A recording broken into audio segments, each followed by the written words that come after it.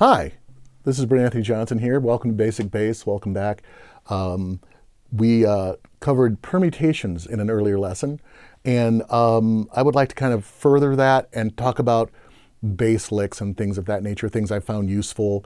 You don't have to use them, but it would be it's everything that can be learned. It can be sort of morphed into something that's very, very useful as long as information's out there to be collected and gleaned.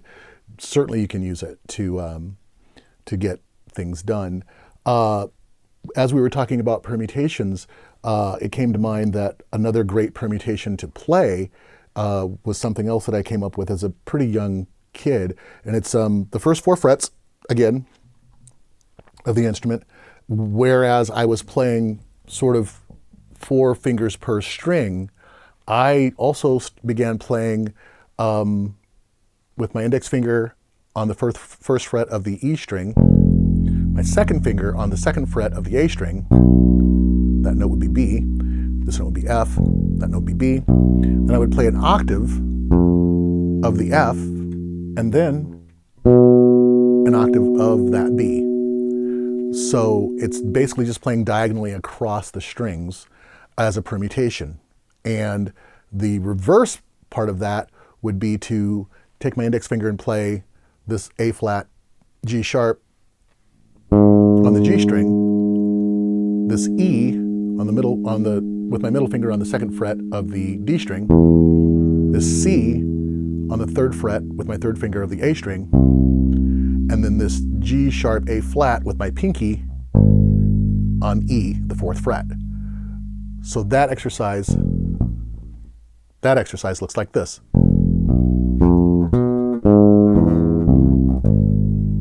And as I began to develop that exercise, I would simply advance the entire exercise 1 fret.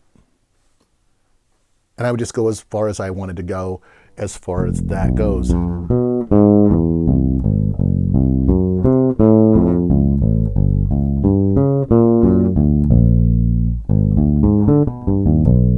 that is a great exercise, just kind of traveling around the neck. And this is also a great exercise to get right hand information involved. So you're playing, so.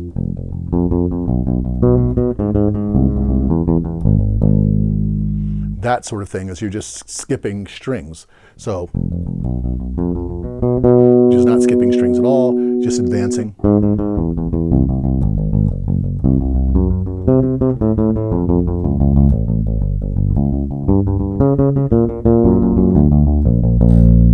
And just traveling up the fingerboard with just that exercise.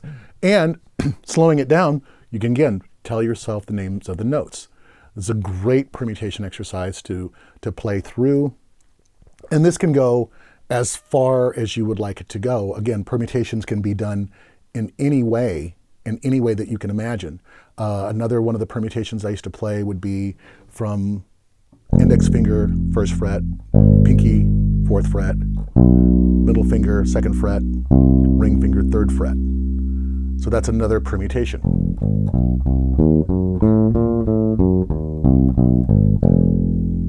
And I just thought it had a really cool sound. And I just loved that sound. And again, you can take all of these permutations and advance them up the fingerboard. You can play them backwards. And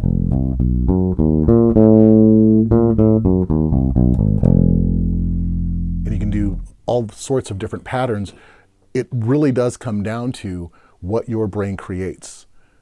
And the reason I don't elaborate too fully on this information or any information I'm going to share other than the basic foundation information is because I really, really want you to take this exercise and do what you want to do with it, as long as you have the right information to start with. I'm merely providing a foundation for this information, for you to take it and run with it in any way you want to, because I don't think that any two people are going to approach this the same. I don't think any two people, unless you're practicing together, are going to even hear this information in the same way. There's nothing wrong with that. I think that's a really cool way to sort of expand your knowledge and to grow. and to not feel embarrassed about actually playing exercises. Why not? These sorts of things are very, very important. And again, these are things that you should be doing by yourself and in private. And the more we take that sort of, I guess we can call it selfish bent towards practicing, there's no limit as to how you can approach this and what you can do, and exactly what that's going to glean, not glean, but actually call forth as a player within yourself. You know, as anyone approaches the instrument, as long as they're coming to the instrument with sort of a basic understanding and a basic discipline that doesn't allow for mistakes. Oh, I'm just going to play it this way. I'm just going to do it this way because it's too hard to stop and slow yourself down. As long as that attitude doesn't prevail, it will prevail. It does try to advance in every one of us. Oh, you don't have to work on that. What do you need that for? This is a little different though, because it's actually kinetics. It's actually basic hand mechanics, and we never know what sort of situation music is going to place us in that we're just completely unprepared for musically. As a player, I tend to have a set group of things that I like to play. The way I play fills, heaven knows it's very, very influenced by great players that I've listened to and really loved all my life.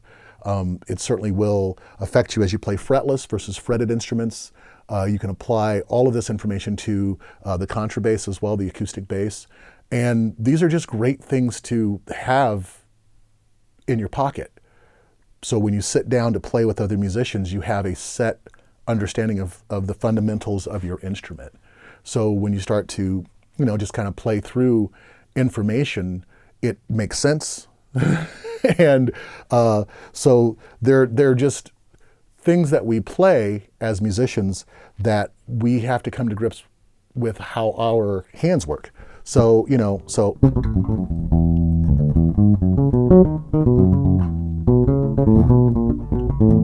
whoopsie.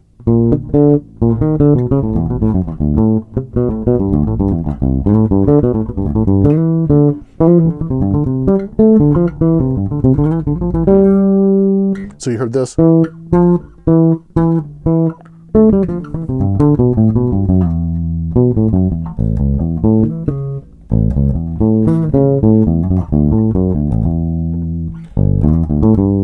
Now that's just a bunch of random licks. It depends on where we place that information. That was literally noodling. And there's nothing wrong with noodling. I tend to give myself some time to just sort of play around on the instrument after I've done a lot of my fundamentals. As long as I've done my practicing time, I spend a lot of time doing other things too that we may not cover in this series, but I do have a set practice regimen, a routine. I try to write down the things that I don't do well to kind of work on them, and I kind of keep track of that, or at least I used to much more so when I was a growing younger musician, because I wanted to just have access to things, and I wanted to be able to play rhythmically. So it wasn't just one note onto the next note, on the next note. It wasn't so much of a playing, that kind of information. And just one note, one beat, one note, one beat, off to the next note, next beat. I wanted to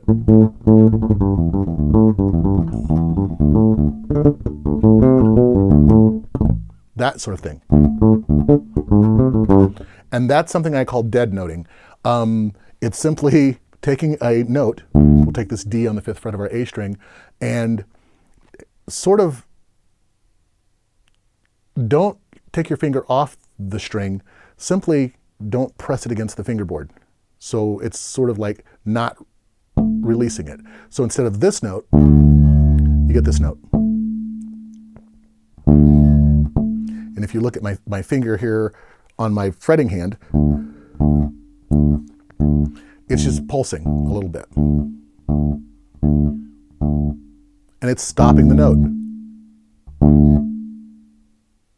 Now, if I were to play that in an eighth note form, it would be note, dead note, note, dead note.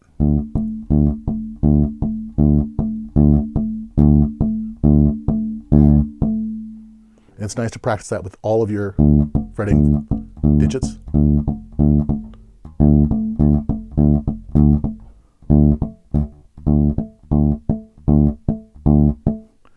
And what dead note does, what dead noting does, is it allows for a lot of rhythm in your playing.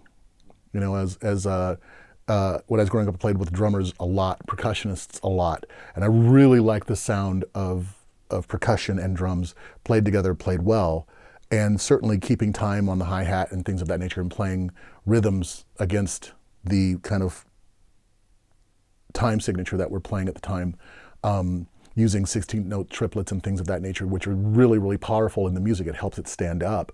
I developed a way to kind of play along within that and to make that kind of a profound piece of my playing,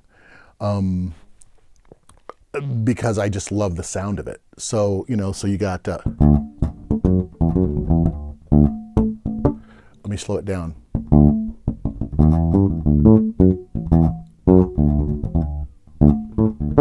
Play that again.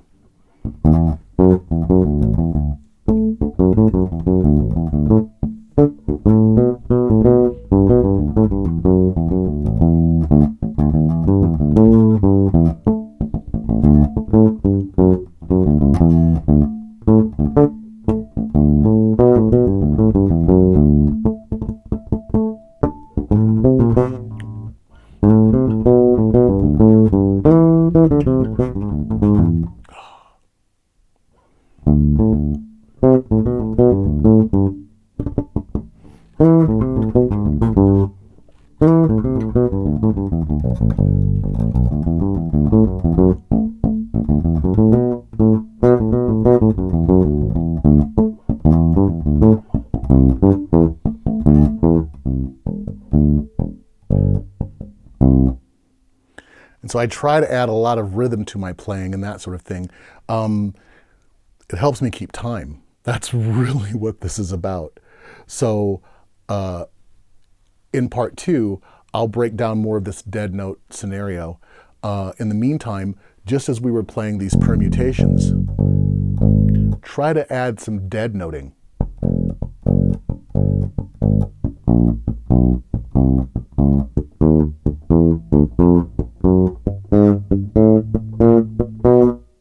And again, I'm just alternating my index and middle finger on my right hand.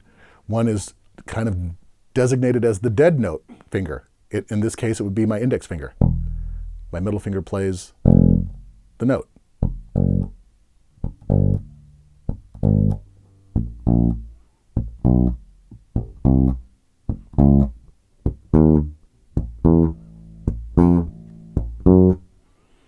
And so noodling, this the early thing was that I'm really embarrassed about, was the noodling part of this.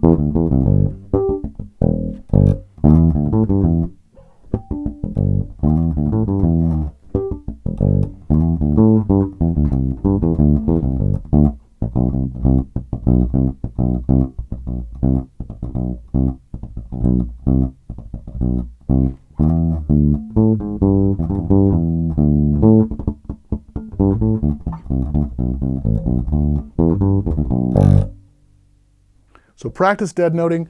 It's a lot of fun, adds rhythm to your playing. Play licks, learn about that. Don't strictly practice and then simply put the instrument down. Experiment. See you next time.